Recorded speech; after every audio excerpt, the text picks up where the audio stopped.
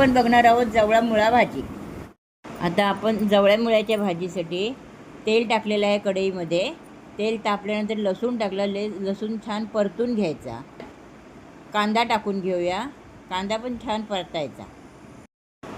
आता कांदा छान फ्राय झालेला आहे। आता त्याच्यामध्ये पण अर्धा चमचा हळद घालूया। हळद पण फ्राय झाली। आता मसाला घातला अर्धा चमचा, घरगुती मसाला आपला। आणि आता धुतलेला छान धुतला तो जवळा घालून घेऊया आपण। जवळा आणला ना काय तो निवडून स्वच्छ थोडा गरम पाण्यामध्ये धुवून घेऊया। आणि आता धुतलेला मुळा घालूया आपण। मुळा छान मी बारीक आणला का कट केला, स्वच्छ धुवून घेतला आहे। चांगलं परतायचं। आपण नंतर मीठ घालूया, वाफ देऊया आधी। आता वाफ घेऊया। आता आपण झाकण काढून घेऊया। हे बघा छान वाफ आलेली आहे।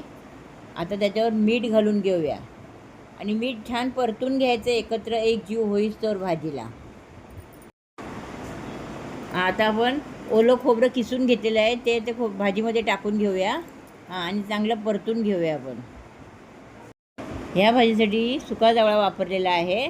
भाजी परतून झालेली आहे छान। आता त्याच्यावर आपण झाकण देऊन 1-2 मिनिटाची वाफ घेऊया। भाजीचं झाकण काढूया। भाजी झालेली आहे रेडी। पण मी तुम्हाला सांगते ही भाजी भाकरीबरोबर छान लागते, तांदळाच्या भाकरीबरोबर। माझी रेसिपी आवडल्यास माझ्या व्हिडिओला लाईक करा, शेअर करा, कमेंट करा आणि स्नेहाज मेनू चॅनलला सबस्क्राईब करा। थँक्यू।